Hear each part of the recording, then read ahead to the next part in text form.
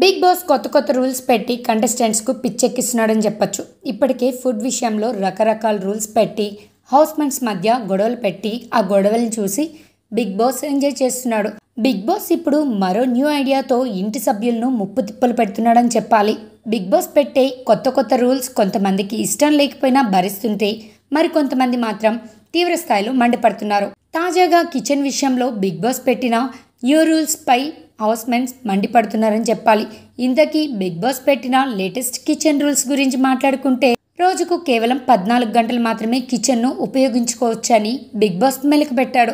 అంతేకాదు ఒక సమయంలో ఒక టీం సభ్యులు మాత్రమే వంట చేసుకోవాల్సి ఉంటుందట.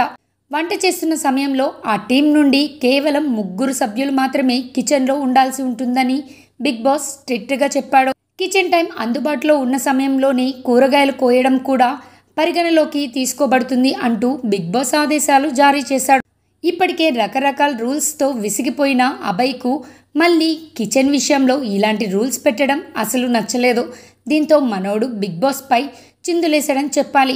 ఈ రూల్స్ రాసేవారు మనిషి పుట్టక పుట్టారా లేదా నాకు అర్థం కావడం లేదు అని తీవ్ర స్థాయిలో వ్యాఖ్యలు చేశాడు.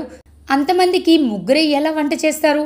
మైండ్ లేదా అసలు తినడానికి టాస్క్లు పెడుతున్నాడా లేక తినకుండా ఉండడానికి బిగ్ బాస్ టాస్క్లు పెడుతున్నాడా అంటూ నవీన్ తన కోపాన్ని వెళ్ళగక్కాడు.